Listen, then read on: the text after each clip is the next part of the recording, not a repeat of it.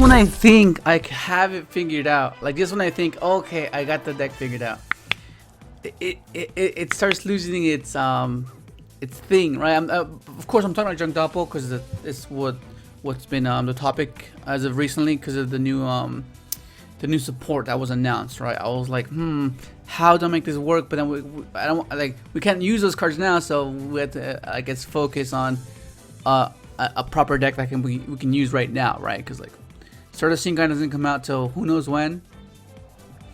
And I'm getting really close. I was like, it just seems like it's just so close, but we're just missing that one thing. And then every time I get close to that particular finished build, I'm like, oh yeah, because Stardust Synchro is gonna be amazing for the deck because it just gives you that level 4 tuner that just it's amazing. And the fact that it has like a full list along with it is insane, right? Because you can reduce or increase its level, which is really big. Like it's a big deal.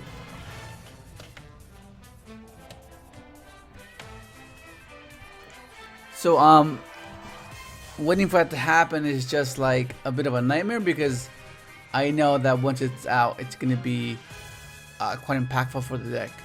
But I had a bunch of replays set, but as I was deleting some of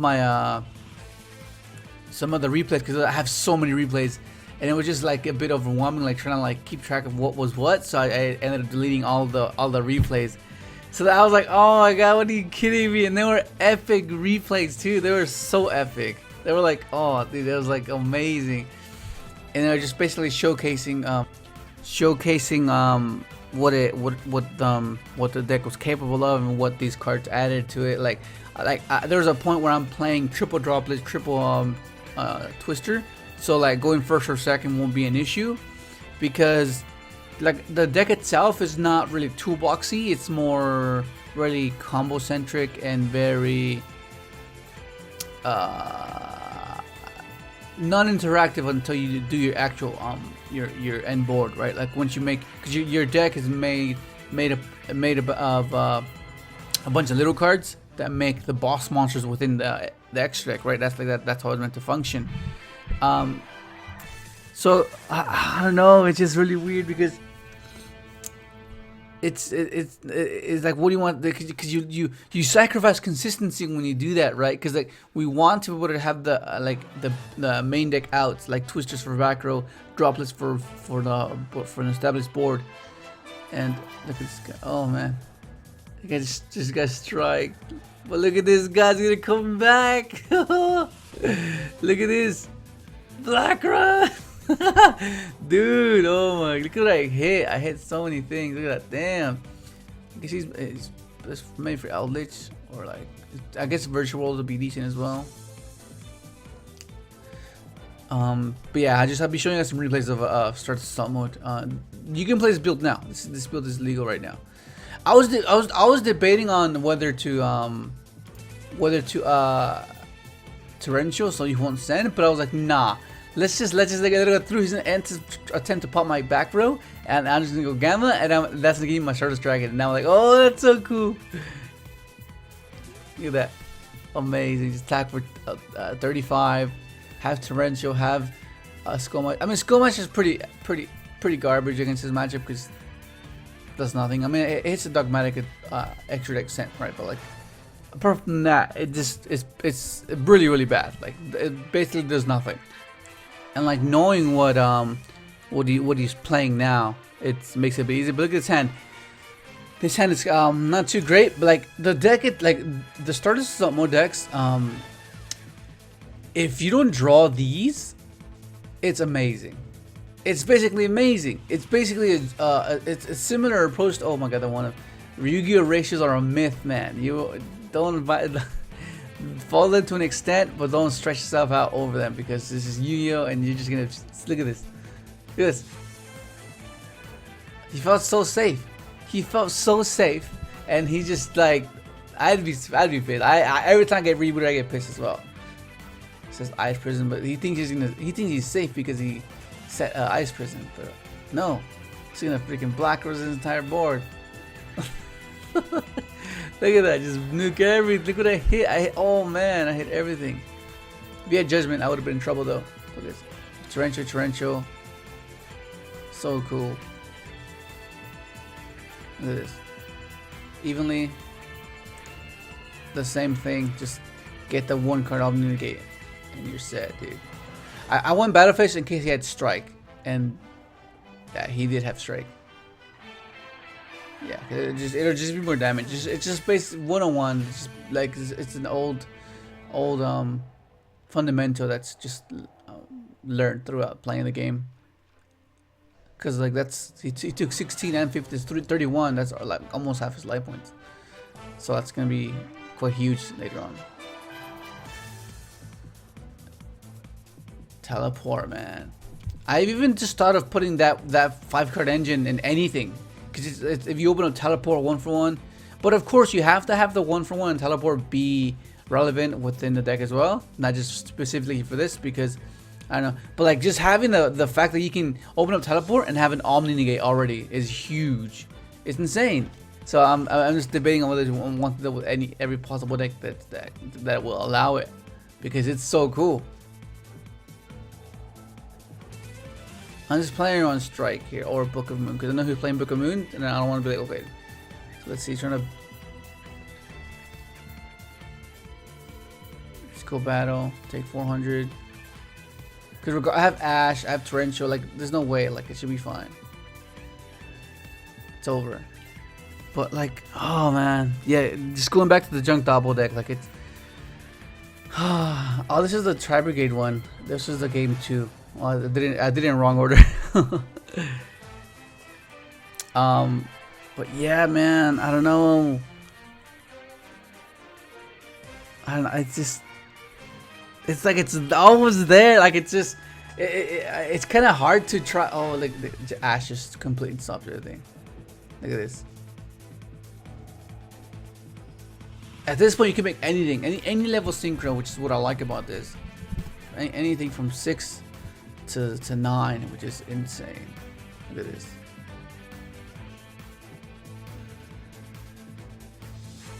Scarlet, a bit of Jack action. Just attack 3K. That's more than half his life points. That's always a good thing. Look at that.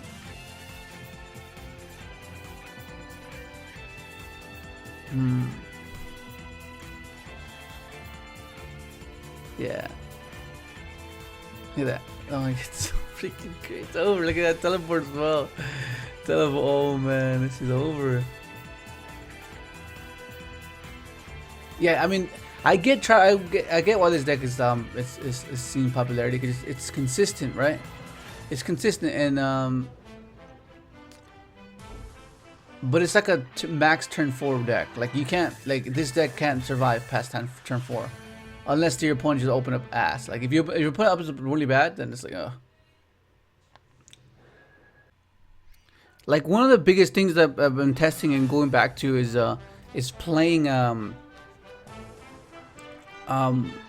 guess giving more emphasis to the gate 0, because it's a 1-card pendulum summon. Like it gives you 1-card complete scale, and you can pendulum summon anything under the sun within the deck, right? Because like Doppel's dark, Junk's dark, Synchron's dark, like, and those are the main key cards that you just want to summon, because if any of those, and when you include Doppel, it gives you Speeder, right? And it plays around Ash, so they would need to have like a Veiler, which is not seeing that much play. Same thing with Imperm. Imperm's not saying, it's not very it's not seeing much play, right?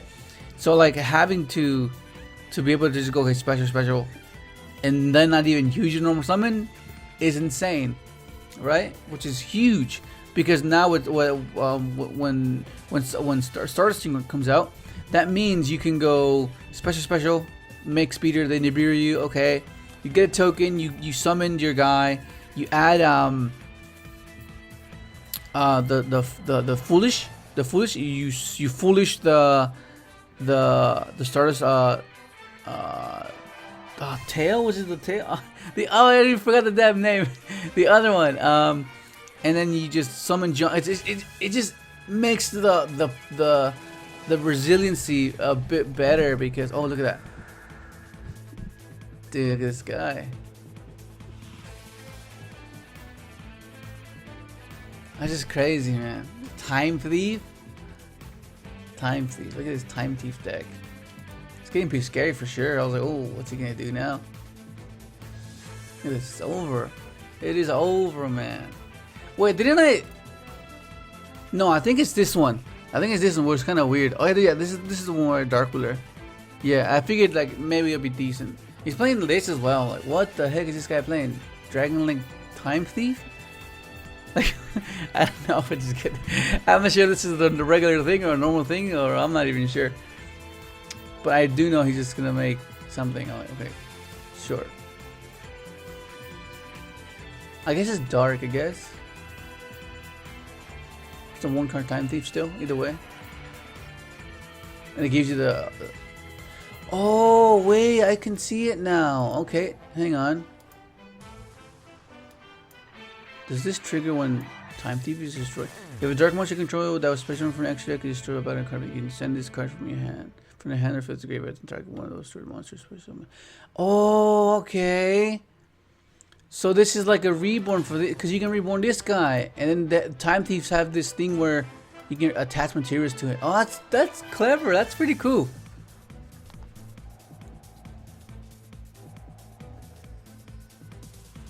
Yeah. Yeah, look at this. I'm not scared. I have Torrential, I have Ash, I have Dark Ruler. So like, if I get overwhelmed, if I see that, okay. The only thing I was kind of skeptical about is if you went into access code. That's where I was like, because you can't use Torrential and access code because you can't respond to the effects, right? So then, yeah, I had to do it here. Yeah, then he goes, this is where I got scared. I got scared here. I was like, oh man, I think I just lost. Cause you look at this. He has 2 buttons. Like, surely he does a lot of things with it. Look at that. At this point, I have no idea what the hell's going on.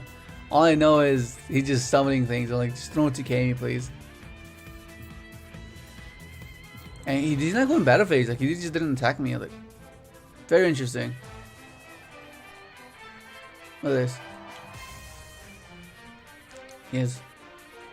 That's insane. Look at this board, man. How is this not good? I'm confused with are they like not affected or something, or it's weird. Scarlet again, man. Nuke everything.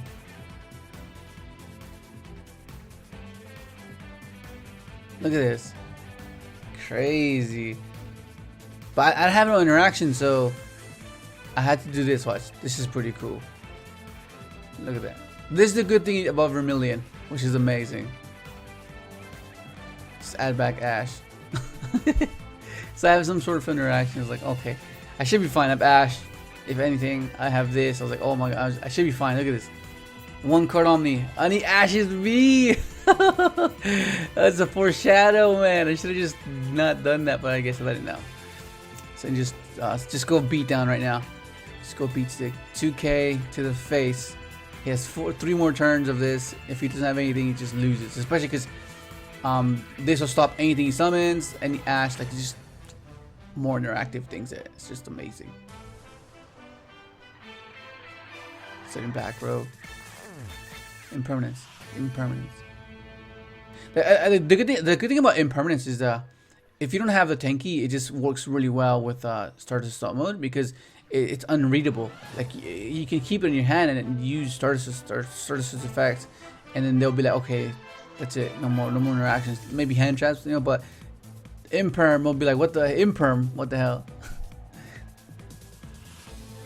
It's what I like to do with Faker, right? You just set strike, keep impermanent hand, and then strike, and then I think they're safe, and then go battle phase. You go battle. Okay. If it's game, then you go end phase. Faker, then you trigger your thing. And I ended up getting paired up by with this guy again, Joe King Lee. Oh man, I feel secure. I feel safe because of called by. It's a 1 of course. Once again, Yugioh races are a myth. It's just it's something to give you a peace of mind, right?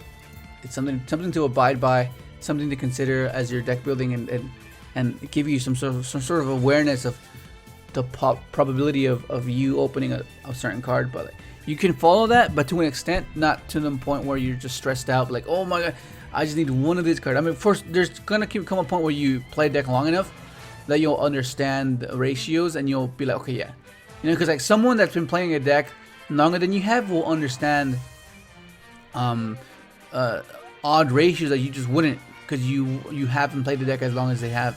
And that's like one of the biggest things. Oh, the Duster! Oh my god. I knew he had strike. I just knew he had strike.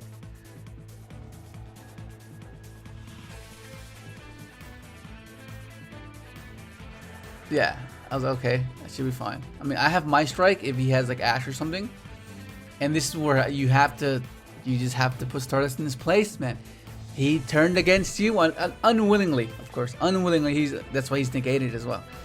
But you have to show him who's boss. You gotta be like, you know what? It's a freaking Stardust showdown. Look at this, man. Let's bring up my Stardust Assault mode. Just freaking transform. Look at this guy. Plus goes to defense. So I have call buys, I have torrential. Sets 2. Passes. I'm like, okay, draw imperm, okay, more interaction. Just attack my Stardust. Sorry, Stardust, but you yep. He betrayed me. And right here, I'm thinking like, if he has a strike setup, I'm gonna just be like, pretty bad. So I just don't use the Stardust Summon because I was scared of strike. So I would much rather just strike his card and just poke at him one more turn, assuming he gets another way to sequence out the strike, right? Like tempt me to negate and then strike me. So I wanted to just get one more attack in, so that's why I did it that way. And then I get him with Stardust. Attack with that. Attack for 2k. That 100 makes a difference. 3-1. So now the strike is dead now, so he can't strike me anymore, which is really cool. Look at that. Double Stardust Dragon, man. This is how he not be hyped when he freaking. Okay, so here's a deck list. Yeah, how can you not be hyped summoning Stardust Dragon, man? So okay, so for those of you that have been watching the previous deck list of this, right? You are aware that it's basically one card Omni, right? One card Omni, and then just protect that, right? You have the, I guess you're fortunate enough to be able to play a bunch of hand traps because you just do one card, right? So you can literally have like 5 hand traps top deck this, and then you've hindered your opponent, right? You Nibiru'd him, you ogred him, you ashed him, and then you top deck that, and then you just get Omni and then control the game that way, because after that you've left your opponent crippled. So them having to deal with an Omni negate with 3k that keeps recurring itself it's a bit problematic if they just don't have the sufficient amount of resources to be able to play around it, because they would need like a way to sequence it out to be clever, right? Otherwise, whatever they activate will be apparent. It'll be obvious that they need that to resolve to survive, which is what the intention of this deck is, right? I was main decking one Pank because it's just a one card body it just applies so much pressure just for being what it is. And then the one in Pro Order, these are the last 2 editions. It was a 38. I was like, let me just put one of them. Let's see what good one of there is. And I just put Pank in this because you don't really have that many spells. Like you just have these spells, so like it's not really gonna affect you. So like having this in the assault mode is huge. It's just against Rytron, what are you gonna do? Majority of their deck is spells. And then yeah, it's really, really good. The side deck can vary, right, depending on your region, depending on what your meta is, right? But this is just what I was just generically just okay. These in. If I go first, put in this to reinforce my establishment, right? Like sometimes Nibiru will be completely garbage against like any backer deck. Like you just put these in, send it with this, and etc. and just figure it out. The extra deck varies as well. I think this is the more very versatile lineup because there's something for everything, right? It's just something for everything. So it flows really good. But yeah, like I said, I was working on a junk doppel deck, and I had a bunch of replays set, and as I was deleting them, I was like, oh wow, it's nightmare. So I had to retest, get all those showcases and get all those replays to keep progressing the deck building process, right? But anyways, that's gonna be it. Hopefully you enjoyed the video. Like, subscribe if you haven't, and thanks for watching.